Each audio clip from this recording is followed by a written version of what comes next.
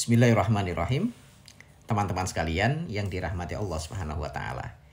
Apakah orang hidup wajib melunasi hutang orang yang telah meninggal dunia? Misalkan, apakah anak wajib melunasi hutang almarhum orang tua? Untuk menjawab pertanyaan itu ada dua kemungkinan yang harus kita uraikan satu persatu. Kemungkinan pertama adalah kemungkinan orang tua meninggal dunia dan beliau meninggalkan aset kekayaan. Kemungkinan yang kedua, orang tua meninggal dunia dan sama sekali tidak meninggalkan aset kekayaan.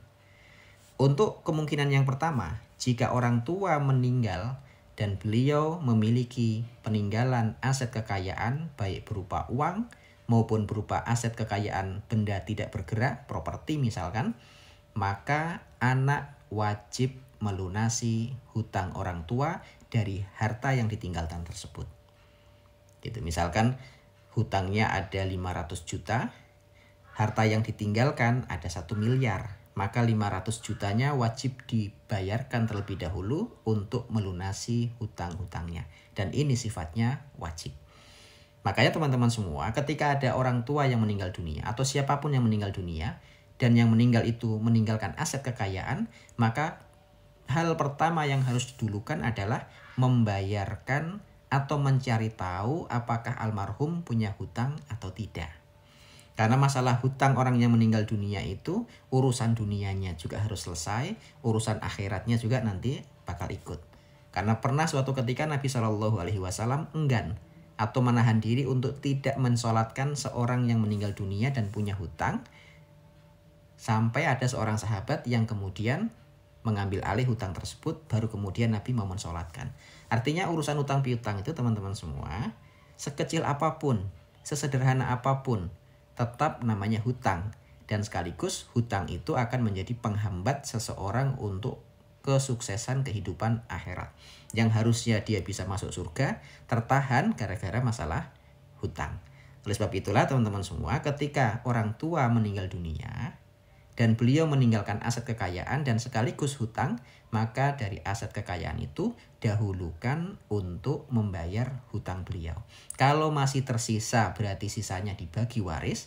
Kalau ternyata tidak sisa, maka ya sudah, tidak ada lagi pembahasan tentang warisnya.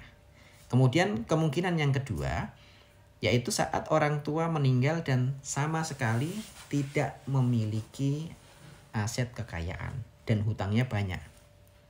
Secara prinsip, bahwa orang yang berkewajiban membayar hutang adalah orang yang berhutang itu sendiri. Kalau yang berhutang adalah orang tua, maka orang tua itulah yang wajib membayar dan anak tidak punya kewajiban membayarkan hutang orang tua. Itu prinsipnya. Namun demikian, jika ada anak yang secara sukarela ingin membayarkan hutang-hutang almarhum orang tuanya, maka itu bagian dari birrul walidain. Tapi bukan bagian dari kewajiban. Kalau dia tidak mau, ya anak itu tidak berdosa.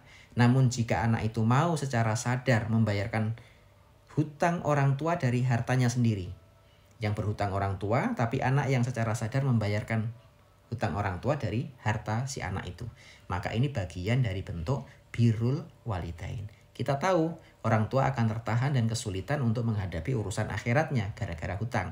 Anak ini ingin meringankan beban itu dengan cara membayar dan melunasi hutang orang tua. Allahu a'lam bishawab. Namun mudahnya sekali lagi, jika orang tua punya harta kekayaan, maka harta kekayaan itu dulukan untuk membayar hutang. Kalau tidak dibayarkan, maka anak berdosa. Namun jika orang tua meninggal dan tidak punya harta kekayaan apapun untuk melunasi hutang, maka anak tidak berkewajiban membayar dan dia tidak berdosa. Namun jika dia mau membayarkannya, maka itu bagian dari birrul walidain. Allahu a'lam bishawab.